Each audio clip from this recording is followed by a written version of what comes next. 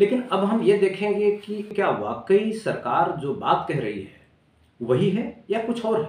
सरकार जो घोषणा कर रही है कि खेती के कानूनों को लाने के पीछे उसके ये उद्देश्य हैं, क्या वही उद्देश्य हैं या कोई छिपा उद्देश्य है जिसको सरकार नहीं बता रही है, जिसको किसान पक्ष सामने ला रहा है।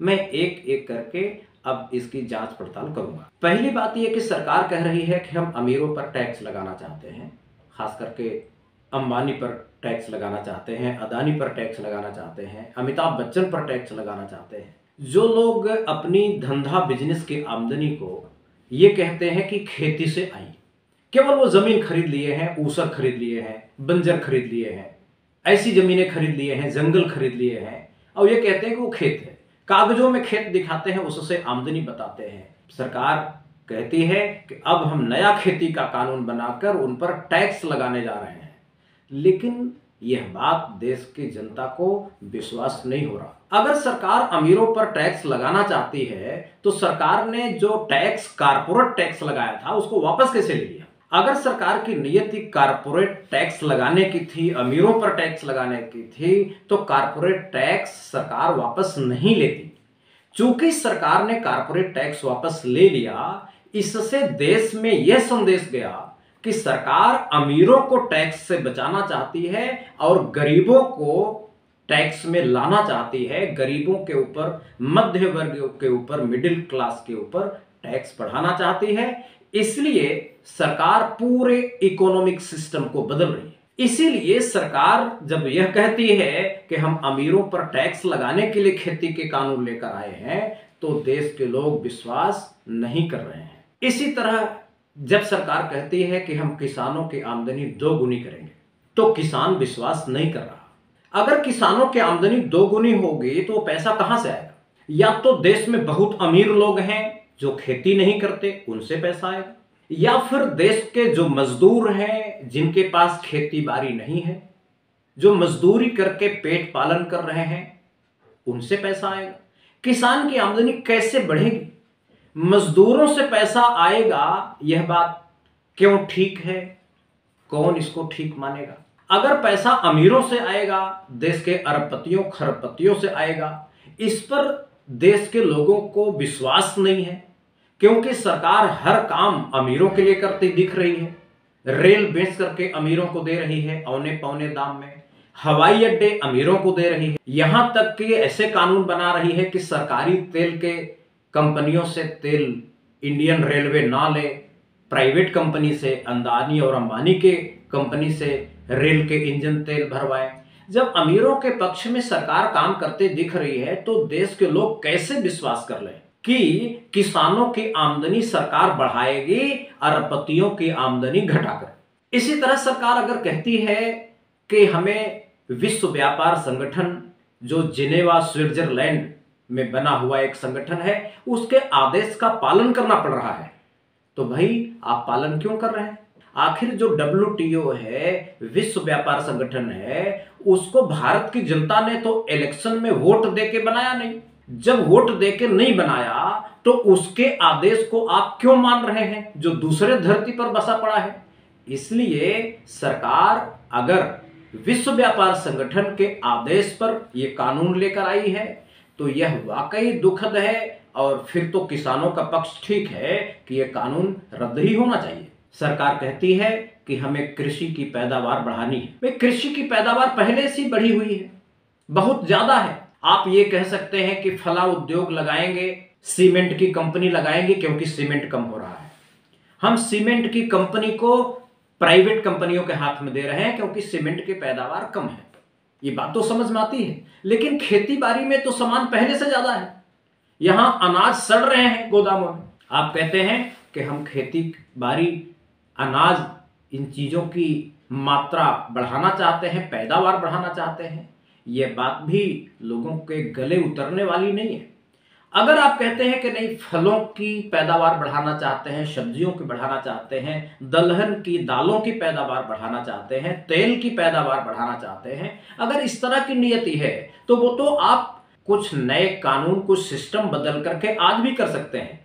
आप दालों पर, तेलों पर, फलों पर, सब्जियों पर अपनी सब्सिडी बढ़ा सकते हैं, उनके सामान के खरीदने की गारंटी कर सकते हैं, जगह जगह आप कोल्ड स्टोर बना सकते हैं, उनकी स्टोरेज कैपेसिटी बढ़ा सकते हैं। लेकिन ऐसा तो आप नहीं कर रहे हैं। आप ये कह रहे हैं कि हम सब प्राइवेट कंपनियों को दे देंगे। आप कहते हैं कि भाई हम जमीन में जो मिट्टी खराब हो गई है, वो खराब मिट्टी को हम फिर से जिंदा करना चाहते हैं। जमीन के अंदर जो पानी कम होता जा रहा है, उस पानी का लेवल आप मेंटेन करना चाहते हैं। अगर ऐसा करना चाहते हैं तो ये अंबानी, अदानी या बड़े बड़े जो कंपनी के मालिक हैं, वो लोग ये काम कैसे करेंगे? आज जो किसान खेती कर रहा है, वो जमीन से पानी निकाल के खेत की सिंचाई करता है। जब यह काम अंबानी और अदानी करने लगेंगे तो क्या वो आसमान से पानी लाएंगे? आखिर वो भी तो जमीन से निकालेंगे। अगर जमीन से ही निकाल के पानी खेती करना है तो आज किसान निकाल के खेती कर रहा है, इसमें गलत क्या है? अगर आप कहते हैं कि नहीं, आज किसान फर्टिलाइजर ज्यादा इस्तेमाल करता है, खेतों में पोटास डालता है, डाई डालता है, यूरिया डालता है, अगर आप कहते हैं कि ये सब सामान या फिर कीटनाशक ज्यादा डालता है, तो क्या कंपनियां खेती करेंगी तो कीटनाशक नहीं डालेंगे? कंपनियां खेती करेंगी तो यूरिया नहीं डालेंगे? कंपनियां खेती करें डाई और पोटास नहीं डालेंगे? कंपनियां खेती करेंगी तो क्या रासायनिक खाद डालना बंद कर देंगी? ऐसा हो सकता है क्या? इस बात पर कौन विश्वास करेगा? इसलिए सरकार की यह जो समझाने की कोशिश है कि खेती को हम जिंदा करना चाहते हैं, जमीन को जिंदा करना चाहते हैं, जमीन को फिर से उपजाऊ बनाना चाहते हैं, इस पर कोई विश्वास नहीं कर रहा है, क्योंकि सरकार ऐसा कोई तरीका नहीं दे पा रही है जिससे विश्वास पैदा हो। सरकार का कहना है कि हम सब्सिडी को कम करना चाहते हैं, देश के खजाने पर बोझ बहुत है। यह कहा जाता है कि विश्व व्यापार संगठन कह रहा है कि जिस प्रकार दूसरे धंधा बिजनेस में सरकार पैसा नहीं लगाती, उसी तरह खेती में भी सरकार पैसा न लगाए, बिजली को सस्ते रेट पर किसानों को न दे। विश्व व्यापार संगठन, विश्व भर के व्यापारियों का संगठन यह कह रहा है कि जो सरकारी सब्सिडी है खाद पर, यूरिया पर, वो सरकार बंद कर दे। तमाम तरह की जो अनुदान है सरकार अगर रोक देती है, और रोकने के लिए खेती के तीनों कानून लेकर आई है, तो ये कैसे हो सकता है कि अंबानी, अदानी या देश के प्राइवेट लोगों को जब खेती दे दी जाएगी तो उनको अनुदान नहीं देना पड़ेगा? आखिर अमेरिका में, कनाडा में, यूरोप में, ऑस्ट्रेलिया में, तमाम देशों में पहले से कंपनियां खेती कर रही हैं, और उन कंपनियों के बारे में पता करिए कि अमेरिका की सरकार, कनाडा की सरकार, यूरोप के तमाम देशों की सरकारें मोटा पैसा सब्सिडी में दे रही हैं, और सब्सिडी के बल पर ही अमेरिका में खेती हो रही है। अगर सब्सिडी बंद कर दिया जाए तो अमेरिका की कंपनियां खेती करना बंद कर देंगी। जब अमेरिका में सब्सिडी खत्म नहीं की जा सकी, कनाडा में सब्सिडी खत्म नहीं की जा सकी, यूरोप के तमाम देशों में सब्सिडी खत्म नहीं की जा सकी, जबकि पहले से वहां पर उस पैटर्न पर खेती हो रही है जिस पैटर्न पर सरकार इंडिया की खेती को ले जाना चाहती है, तो फिर कैसे मान लिया जाए कि इंडिया में जो नया पैटर्न शुरू होगा या जो नया सिस्टम शुरू होगा उसमें सरकार को सब्सिडी नहीं देना पड़ेगा? हाँ, इतना फर्क पड़ेगा कि आज जो सब्सिडी देश के करोड़ों परिवारों में बढ़ती है, किसानों के घरों में जाती है, किसान फायदा उठाते हैं, अब वो सब्सिडी सारी, कई लाख करोड़ की सब्सिडी अब केवल अंबानी, अदानी या मुट्ठी भर देश के बड़े व्यापारिक घराने जो खेती के धंधा में कूदेंगे उनके पास जाएगी। क्या सरकार सब्सिडी का पैसा किसानों से छीन के बड़े व्यापारियों को देना चाहती है? इसी नियति से खेती का यह बिल ले आई है। अगर ये नियति है तो निश्चित रूप से फिर खेती के इस नए सिस्टम को देश के लोग क्यों स्वीकार करें? सरकार यह भी कहती है कि अब उसके पास डायरेक्ट कैश देने का सिस्टम है। सरकार सीधे लोगों के बैंक खाते में पैसा भेज रही है, आगे और भी बढ़ाएगी, पैसे की रकम बढ़ाएगी, जिनको आज पैसा नहीं मिल रहा उनको भी पैसा कल मिलेगा। इसलिए ये जो राशन की दुकानें हैं इनको सरकार बंद करना चाहती है। राशन की दुकानें बंद होंगी, तमाम लोगों की जिंदगी, रोजगार जो राशन की दुकानों से चल रहा है वो खत्म हो जाएगा, वो सब बेरोजगार हो जाएंगे, यह अलग विषय है। लेकिन यह भी प्रश्न है कि जब सारा अनाज अंबानी के पास होगा, अदानी के गोदामों में होगा, उनका पर्सनल होगा। तो जब कभी अकाल पड़ेगा, भूकंप आएगा, कभी अचानक महंगाई बढ़ जाएगी, अंतरराष्ट्रीय स्तर पर कुछ उथल पुथल होगी, ऐसी कोई परिस्थिति आएगी जब भूखमरी फैल जाएगी, तो सरकार कहां से लाएगी? आज तो सरकार के गोदामों में अनाज होता है, तो जैसे ही अनाज की कमी होती है, महंगाई बढ़ती है, तो सरकार राशन की दुकानों पे अनाज फेंक देती है। जैसे ही अनाज फ्लश करती है, कीमतें नीचे गिर जाती हैं। लेकिन जब अनाज बड़ी बड़ी कंपनियों के पास चला जाएगा, वो लोग मालिक बन जाएंगे, तो सरकार को वो अनाज नीचे भेजने के लिए खरीदना पड़ेगा। और जैसे ही सरकार खरीदने के लिए जाएगी, वो अनाज की कीमत 2 गुना 4 गुना बढ़ा देंगे। ऐसी स्थिति में आज जितनी पैसा सब्सिडी पर खर्च हो रहा है, उससे कई गुना ज्यादा पैसा सरकार का खर्च हो जाएगा बड़े बड़े अरबपतियों से अनाज खरीदने में और गरीबों तक पहुंचाने में। इसलिए सरकार का कोई लाभ नहीं हो पाएगा कि वह बजट में सब्सिडी का बोझ घटा सके। एक बात। दूसरी बात यह भी कि जब प्राइवेट कंपनियों का दखल खेती बाड़ी पर हो जाएगा, तो वो लोगों की जरूरतों के हिसाब से पैदावार नहीं करेंगे। अगर कभी सरकार ने चाहा कि लोगों को चावल बांटना है, और वो कहेगी भाई अंबानी से, अदानी से कि आप मेरे को चावल दे दो क्योंकि गरीबों को चावल देना है, तो वो लोग हाथ खड़े कर सकते हैं। वो कह सकते हैं कि मेरे गोदामों में फूल पड़ा है, फूल ले जाओ, क्योंकि वो कहेंगे कि भाई चावल की इतनी जरूरत थी नहीं, इसलिए हमने चावल पैदा कराया ही नहीं, हमने गेहूं पैदा कराया ही नहीं, हाँ हमने फूल पैदा करा रखे हैं, अगर आपको फूल की जरूरत है तो ले लीजिए। क्योंकि जरूरत के हिसाब से जब पैदा होगी, तो जरूरत किसकी मानी जाएगी? जिसकी जेब में पैसा है। जिनकी जेब में पैसा है उनको फूलों की जरूरत है। वो अपने बाल में लगाने के लिए, मंदिर पर चढ़ाने के लिए, मस्जिद पर चढ़ाने के लिए, अपने पूजा घरों पर चढ़ाने के लिए उनको फूल की जरूरत है। तो पैसे वाले लोग फूल की पैदावार करेंगे, न कि गेहूं की या चावल की करेंगे। ऐसी स्थिति में भयंकर अकाल की परिस्थिति हो सकती है। 1965-66 में शास्त्री जी के जमाने में जब अकाल पड़ा था भारत में, वही परिस्थिति दोबारा आ जाएगी। आज सरकार के गोदामों में अनाज होता है। अगर कोई अकाल की परिस्थिति आई, जैसे अभी लॉकडाउन के दौरान अचानक सारा कुछ बंद हो गया, तो सरकार के पास अनाज था, इसलिए सरकार ने गेहूं चावल गोदामों से उठवा के जनता के घरों में राशन की दुकानों के माध्यम से भेज दिया। लेकिन जब सरकार के पास अनाज नहीं होगा और वो ढूंढना शुरू करेंगे, तो जब तक सरकार किसी दूसरे देश से या किसी अरबपति खरबपति से अनाज खरीदेगी, ट्रांसपोर्ट करेगी, लोगों के गांव तक, जिले तक पहुंचाएगी, तब तक तो बहुत लोग मर जाएंगे। इसलिए पब्लिक डिस्ट्रीब्यूशन सिस्टम, जो राशन की दुकानें हैं, इनको खत्म करना बहुत जोखिम भरा है। इस पर करोड़ों लोगों की जिंदगी जा सकती है। सरकार एक बात और कह रही है कि वो कह रही है कि हम अब किसानों को आजादी दे रहे हैं, अब वो अपना माल अपने खेत में ही बेच सकते हैं, अब उन्हें मंडी तक ले जाने की जरूरत नहीं है। क्योंकि जिन कंपनियों को, धंधा बिजनेस करने वालों को रोक लगी थी कि वो केवल मंडी से ही खरीद सकते हैं, किसान के खेत पे जाके खरीद नहीं सकते, अब उन व्यापारियों को छूट मिल गई है कि वो खेत में ही जाके खरीद लेंगे। तो अब किसान को अपनी अनाज बेचने के लिए बाजार तक या मंडी तक नहीं जाना पड़ेगा। सरकार ये भी कह रही है कि अब किसान को ज्यादा पैसा मिलता है, ज्यादा मुनाफा होता है, तो वो दूसरे जिले में, दूसरे प्रदेश में भी बेच सकती है।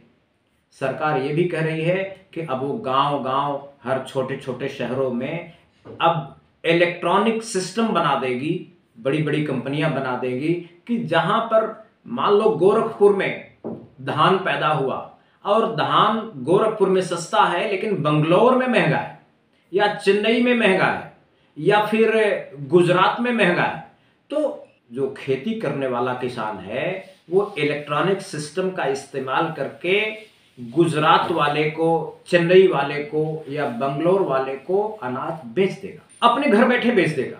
इस तरह की बातें सपना इसलिए लगती हैं कि ये काम किसान कर नहीं पाएगा, इसमें बिचौलियों को आना पड़ेगा। बिचौलिए आएंगे, वो खेती के सामान को खरीदेंगे और इंटरनेट टेक्नोलॉजी का इस्तेमाल करके वो दूसरे प्रदेशों में, दूसरे जगहों पर बेच देंगे। ये होगा, लेकिन उसका मुनाफा, उसका फायदा किसान को नहीं मिलेगा, बिचौलियों को मिलेगा। इसलिए किसानों को विश्वास नहीं हो रहा है कि आप जो वादे कर रहे हैं, जो सपने दिखा रहे हैं, वो सही में सपने धरती पर उतरने वाले हैं। इसलिए किसान कह रहे हैं कि आपकी नीयत ठीक नहीं है। आज मंडी में, खास करके हरियाणा, पंजाब, पश्चिमी उत्तर प्रदेश में लोग मंडियों में जाकर के अपना अनाज बेचते हैं, फल बेचते हैं, सब्जी बेचते हैं। लेकिन अब सरकार कह रही है कि हम प्राइवेट लोगों को छूट दे देंगे, तो प्राइवेट लोग कीमत ज्यादा देंगे। यानी अगर व्यापारी को छूट मिल गई, बाजार के लोगों को छूट मिल गई, तो बाजार के लोग जाएंगे खेत में और किसान से अनाज खरीद लेंगे, गेहूं खरीद लेंगे, चावल खरीद लेंगे, सब्जी खरीद लेंगे, दूध खरीद लेंगे और ज्यादा पैसा देंगे। अगर व्यापारी ज्यादा पैसा देते तो मंडियां बनती ही क्यों? ये मंडियां तो इसलिए बनी कि व्यापारी पैसा नहीं दे रहे थे, इसीलिए हर जिले में, हर तहसील में, ब्लॉक में मंडियां बनी कि व्यापारी अगर पैसा कम देने लगे तो आप जाके सरकार की मंडियों में बेच लो। कुल 22-23 सामान बिकती है, हर सामान को तो खरीदने का सिस्टम सरकार ने भी नहीं दिया, लेकिन गेहूं, चावल, ये सब चीजें खरीदने की सुविधा सरकार ने दी। कई दलहन तिलहन हैं, उनको भी खरीदने की सुविधा सरकार ने दी। लेकिन आज जो ये बात कही जा रही है या सरकार कह रही है कि अगर हम व्यापारियों को आजादी दे देंगे कि खेत में ही जाकर खरीद लें तो किसानों को ज्यादा कीमत मिलेगी। ये हो सकता है 1 साल कीमत ज्यादा मिले, 2 साल कीमत ज्यादा मिले, 3 साल कीमत ज्यादा मिले। और अगर 1 साल, 2 साल, 3 साल कीमत ज्यादा मिली और मंडियों में लोग जाकर अनाज बेचना बंद कर दिए, तो मंडियों के जो कर्मचारी हैं वो बैठे बैठे मक्खी मारेंगे। और फिर सरकार के सामने ये प्रश्न आएगा कि हम इनको बैठे बैठे वेतन क्यों दें, मंडियों को बंद किया जाए, क्योंकि वहां कोई माल बेचता ही नहीं। जब बेचता ही नहीं तो मंडी कैसे चलेगी? जब एक बार मंडी खत्म हो जाएगी, समाप्त हो जाएगी, तो फिर वही व्यापारी, वही कंपनी वाले जो जाकर के गेहूं की, धान की कीमत, गन्ने की कीमत लगाते थे, जितना पैसा देते थे उससे बहुत कम देने लग जाएंगे। तब किसान की मजबूरी पैदा हो जाएगी कि वह व्यापारियों को ही बेचे, चाहे जितना दे। अगर वो 2000 में धान आज ले रहे हैं तो कल धान लेने लग जाएंगे 1000 में, 700 में, 800 में। और किसान के सामने मजबूरी होगी कि वो बेचना पड़ेगा उसे, नहीं बेचेंगे तो मंडी तो है नहीं। इसलिए जो किसान हैं इस बात से डरे हुए हैं कि सरकार मंडियों को खत्म करने की साजिश कर रही है और सरकार की नीयत ये नहीं है कि किसानों को उनकी फसल की ज्यादा कीमत मिले। यह बात वो अपनी आंखों से देख रहे हैं। यह बात 1967 में, 68 में, 69 में, 70 में देखी गई। जो व्यापारी किसानों को कर्ज देते थे, वो व्यापारी फसल पैदा होते ही उनकी छाती पर सवार हो जाते थे, हिसाब किताब करके सारी फसल अपने दुकान में उठा ले जाते थे और किसान के घर पे कुछ नहीं जाता था। यहां तक कि किसान को खाने के लिए जो जरूरी था वो भी नहीं मिलता था। किसान कर्ज में फंस गया था, भयंकर सूदखोरी शुरू हो गई थी, व्यापारियों के जाल में किसान छटपटा रहा था। उसी परिस्थिति में ये मंडियों की व्यवस्था बनाई गई थी। आज अगर उन मंडियों को खत्म किया जाएगा तो फिर से किसान कर्ज में फंसेगा, फिर से उसका शोषण शुरू होगा, फिर से वह गुलाम बनेगा और ये व्यापारी उनका खून पीना शुरू कर देंगे जैसा कि पहले था। अगर ऐसी आशंका, ऐसा खतरा किसान देख रहा है और डरा हुआ है तो उसका आशंका निर्मूल नहीं है, निराधार नहीं है। ऐसा हो सकता है, ऐसे जो जियो कंपनी ने टेलीफोन दिया और कहा कि आप फ्री में बात करो। लोगों ने जियो की सिम खरीद लिए और फ्री में बात करने लगे। फिर जियो ने कहा अब पैसा दो। अब धीरे धीरे जब पहले फ्री में किया तो सारी कंपनियां बंद होने लगी क्योंकि दूसरी कंपनियां फ्री में नहीं दे पाई। जब जियो आई तो देश में, भारत में 14-15 कंपनियां टेलीफोन की सुविधा देती थी, मोबाइल की सुविधा देती थी। लेकिन जियो के आने के बाद सारी कंपनियां बंद होकर 2 या 3 रह गई। यहां तक कि सरकारी कंपनी बीएसएनएल भी मरने के कगार पर आ गई है। जो जियो कंपनी पहले लोगों को राहत दे रही थी, फ्री में फोन दे रही थी, वही जियो कंपनी पैसा बढ़ाना शुरू करी। कुल मिला के अब कुल 3 कंपनियां बची हैं। ये तीनों कंपनियां जिस दिन एक कार्टेल बना लें, एक गैंग बना लें और ये तय कर लें कि तीनों हम मिल करके अपने टेलीफोन की सर्विस की कीमत बढ़ाएंगे। अब हम महीने भर में जो टेलीफोन करने के लिए हमने 400 रुपया लगा रखा है, हम 1200 कर देंगे, 2000 कर देंगे। तब क्या करेंगे आप? अगर तीनों कंपनियां मिल गई तो आपको 2000 रुपया एक महीने टेलीफोन का खर्चा देना पड़ेगा। बहुत सारे लोग मोबाइल ही बंद कर देंगे। जो काम जियो ने किया, अंबानी की कंपनी ने जो काम टेलीफोन की दुनिया में किया, मोबाइल की दुनिया में किया, वही काम अंबानी और अदानी खेती क्यारी में, खेती के धंधे में कल कर दें तो क्या बहुत बड़ी बात है? ये हो सकता है। जो बिजनेस कर रहा है वो किसानों की या किसी की भलाई के लिए नहीं कर रहा, पैसा कमाने के लिए कर रहा, मुनाफे के लिए कर रहा। अगर वो मुनाफे के लिए कर रहा है तो उसको कोई शुभचिंतक नहीं समझा जा सकता। यह बात सरकार भले सपने दिखा रही हो, लेकिन इस सपने पर देश के किसानों को विश्वास पैदा नहीं हो रहा है। सरकार का यह भी कहना है कि देश का जो किसान है वो सरकार के साथ है। केवल पंजाब और हरियाणा के किसान सरकार के साथ नहीं है, क्योंकि सब्सिडी का सबसे ज्यादा फायदा यही 2 प्रदेशों के किसान उठाते थे। इसलिए ये आंदोलनरत हैं, ये शोरगुल कर रहे हैं, ये धरना दे रहे हैं, प्रदर्शन कर रहे हैं, दिल्ली को घेरे हुए हैं, लेकिन बाकी पूरे देश का किसान सरकार के साथ है। ये बात मान ली जाए क्या? पूरे देश से ये जानकारी आ रही है कि जहां जहां भारतीय जनता पार्टी की सरकार है, वहां वहां पर किसानों को घरों से बाहर निकलने पर रोक लगाई गई है। किसान एक ज्ञापन देने जा रहा है तो उसको गिरफ्तार कर लिया जा रहा है, उस पर झूठे मुकदमे दर्ज किए जा रहे हैं। जितने किसान नेता हैं उनके ऊपर सरकार की पुलिस ने नजर रखा हुआ है, उनको एक तरह से नजरबंद की परिस्थिति पैदा किया हुआ है। अगर देश का किसान खेती के कानूनों के पक्ष में खड़ा है तो ये करने की क्या जरूरत है? उत्तर प्रदेश से ऐसी शिकायतें आ रही हैं, मध्य प्रदेश से ऐसी शिकायतें आ रही हैं, ऐसे तमाम प्रदेशों में जहां भाजपा की सरकार है वहां से ये शिकायतें आ रही हैं। तो ये नहीं कहा जा सकता कि किसान सरकार के साथ खड़ा है। आज किसी भी किसान से पूछिए जहां भारतीय जनता पार्टी की सरकारें हैं, वहां पता करिए कि ये तीनों कृषि बिल क्या हैं, कोई किसान बता दे। तो वो कहते जी मुझे नहीं मालूम, सुना है। आप वहां के जो पढ़े लिखे लोग हैं, अध्यापक हैं, प्रिंसिपल हैं, वकील हैं, उनसे पूछिए कि ये तीनों खेती के कानून क्या हैं, तो कहेंगे मालूम नहीं, सुना है कि कानून बना है। यानी न वकीलों को मालूम है, न स्कूल में पढ़ाने वाले मास्टरों को मालूम है, न किसान नेताओं को मालूम है, किसी को मालूम ही नहीं है कि खेती का कानून है क्या। इसलिए जो पूरे देश में किसान सड़कें जाम नहीं किया है, जो पूरे देश में किसान ने आंदोलन नहीं शुरू किया है, जो पूरे देश में किसान ने प्रदर्शन शुरू नहीं किया है, इसके पीछे उसका अज्ञान है। उसको अभी जानकारी नहीं है कि ये तीनों खेती के बिल क्या हैं, ये क्या बला है। अब जब तक किसी को पता ही नहीं होगा तो वो आंदोलन कैसे करेगा? देश के जितने बड़े टीवी चैनल हैं जिनकी पहुंच घर घर है, वो खेती के कानूनों के बारे में साफ साफ बात नहीं बता रहे हैं। वो सरकार का पक्ष तो रख रहे हैं लेकिन किसानों का पक्ष नहीं रख रहे हैं। इसके इस बात के सबूत हैं कि 27 किलोमीटर लंबा, 25 किलोमीटर लंबा धरना चल रहा है और उस धरने की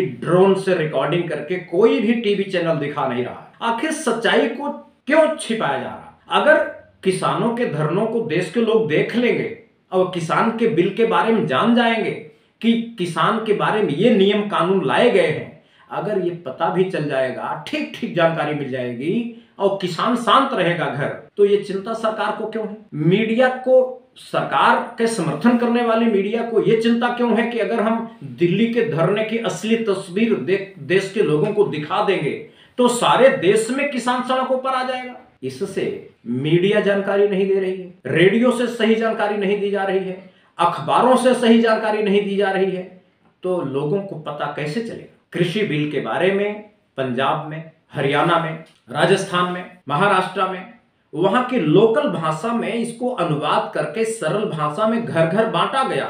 लोगों ने खुद पढ़ा, उन्होंने देखा, तब आज उन्हें खतरा महसूस हुआ है कि उनकी जमीन चली जाएगी। अपनी जमीन बचाने के लिए वो अपना जान हथेली पर लेके आंदोलन कर रहे हैं। इसलिए ये कहना सरकार का कि देश का किसान सरकार के साथ खड़ा है, ये बात सत्य पर आधारित नहीं है। लेकिन अभी तो हम यही कहना चाहते हैं कि सरकार जितने दावे कर रही है वो दावे लोगों के गले नहीं उतर रहे हैं, क्योंकि सरकार पर विश्वास उठ गया है। सरकार विश्वास मत तो नहीं हारी है, लेकिन सरकार विश्वास हार गई है। जनता का विश्वास सरकार हार गई है। इसलिए आज सरकार के हर काम पर, हर कदम पर लोग शंका कर रहे हैं, और उसी शंका का परिणाम है ये जो हरियाणा का और पंजाब का और उत्तर प्रदेश का आंदोलन। ये उसी शंका का परिणाम है। सरकार ये कह रही है कि मंडियां खत्म नहीं होगी, जो मंडियां हैं वो रहेंगी। सरकार ये भी कह रही है कि न्यूनतम समर्थन मूल्य चलता रहेगा, यानी एमएसपी चलती रहेगी। और सरकार कह रही है कि किसान भ्रम में हैं, उन्हें बरगला दिया गया है कि मंडियां खत्म हो जाएंगी, या जो मिनिमम सपोर्ट प्राइस है, न्यूनतम समर्थन मूल्य है, वो खत्म हो जाएगा। सरकार कह रही है कि किसानों को भ्रमित किया गया है, उन्हें बरगलाया गया है, और किसान कह रहे हैं कि सरकार उनको भ्रमित कर रही है और बरगला रही है। दोनों के तर्क हैं वो अलग अलग हैं और परस्पर विपरीत हैं। हमें ये देखना पड़ेगा कि इसमें सच्चाई क्या है। किसान बहुत दिनों से आवाज उठाते रहे कि व्यापारियों का जो सामान होता है उसकी कीमत व्यापारी तय करते हैं, लेकिन किसान के अनाज की कीमत सरकार तय करती है। इसके लिए सरकार को व्यापारी नेता बहुत दिनों से कोसते रहे कि आखिर किसानों की पैदावार की कीमत तय करने का अधिकार क्यों नहीं है। बहुत दिनों से यह मुद्दा बना रहा। अब जो नए 3 खेती के कानून आए हैं, सरकार ने यह छोड़ दिया है कि ठीक है, अब आप तय करिए कि आप धान कितने में बेचेंगे, आप तय करिए कि गेहूं कितने में बेचेंगे, आप तय करिए कि सब्जी और फल कितने में बेचेंगे, आप तय करिए कि दूध कितने में बेचेंगे, आप तय करिए कि आप जो कुछ भी पैदा करते हैं कितने में बेचेंगे। अब सरकार अपना हाथ खींच रही है। हालांकि अभी तक लिखत पढ़त में खींच नहीं रही है। ऐसा कोई तीनों खेती के कानूनों में ऐसा कोई भी धारा, ऐसी कोई भी सेक्शन, ऐसा कोई भी प्रावधान नहीं है जिसमें यह लिखा हो कि न्यूनतम समर्थन मूल्य खत्म किए जा रहे हैं। ऐसा कहीं नहीं लिखा है। लेकिन फिर भी ऐसी परिस्थिति पैदा हो रही है जिससे अब न्यूनतम समर्थन मूल्य और मंडी व्यवस्था नहीं चल पाएगी। ऐसी स्थिति में अब किसान अपने सामान की कीमत तय कर सकता है, लेकिन आज हाहाकार मचा है। न्यूनतम समर्थन मूल्य खत्म हो जाएगा, मंडियां खत्म हो जाएंगी, केवल इतनी बात की आशंका से ही हाहाकार मचा है। अभी खत्म हुआ नहीं है। इसलिए इस घटना से यह बात साबित हुई है कि अभी तक जो बात किसान नेता कहते रहे उसमें अध्ययन की कमी थी। जो आरोप सरकार पर लगाते रहे वो सरकार पर आरोप लगता नहीं था। सरकार न्यूनतम कीमत तय कर रही है, लेकिन अधिकतम कीमत पर अगर कोई किसान अपनी सामान बेचना चाहे तो बेच सकता है। उसकी छूट पहले भी किसानों को प्राप्त थी, आज भी प्राप्त है, आगे भी प्राप्त रहेगी। लेकिन प्रश्न ये है कि किसान की जो सामान होती है, अनाज होता है, उसके खरीदार कम है और अनाज ज्यादा है। इसलिए जो चीज ज्यादा पैदा होती है उसकी कीमत कम हो जाती है। पानी बहुत ज्यादा है, इसलिए पानी की कीमत गांव में नहीं होती, लेकिन शहर में पीने के लिए पानी नहीं होता, इसलिए शहर में पानी की कीमत होती है। पानी के लिए पैसा देना पड़ता है, लेकिन गांव में नहीं देना पड़ता। जो अरब देश हैं, जहां रेगिस्तान के देश हैं, वहां पानी नहीं होता, वहां पानी डीजल पेट्रोल की तरह बहुत महंगा बिकता है। चूंकि किसान की अनाज, खास करके गेहूं और चावल ज्यादा पैदा होते हैं, उसके खरीदार कम होते हैं, इसलिए गेहूं और चावल की कीमतें कम होती हैं। सरकार यह कोशिश करती रही है कि इतनी कम न हो जाएं कि किसानों की लागत न निकले या किसान भूखों मर जाएं। ऐसी परिस्थिति में सरकार ने मंडियों की व्यवस्था, एपीएमसी की व्यवस्था कायम की, और सरकार ने यह तय किया कि भाई आप अपनी ज्यादा से ज्यादा कीमत पर अनाज बेच लो, फल बेच लो, सब्जी बेच लो, दालें बेच लो, तिलहन की चीजें बेच लो। अगर नहीं बेच पाते हो तो हम कम से कम इतने रेट में खरीद लेंगे, चाहे हमें सड़ाना ही पड़े, लेकिन हम खरीद लेंगे, आपको पैसा मिल जाएगा। इस तरह की व्यवस्था चलती रही, जो अब ढहने के कगार पर है और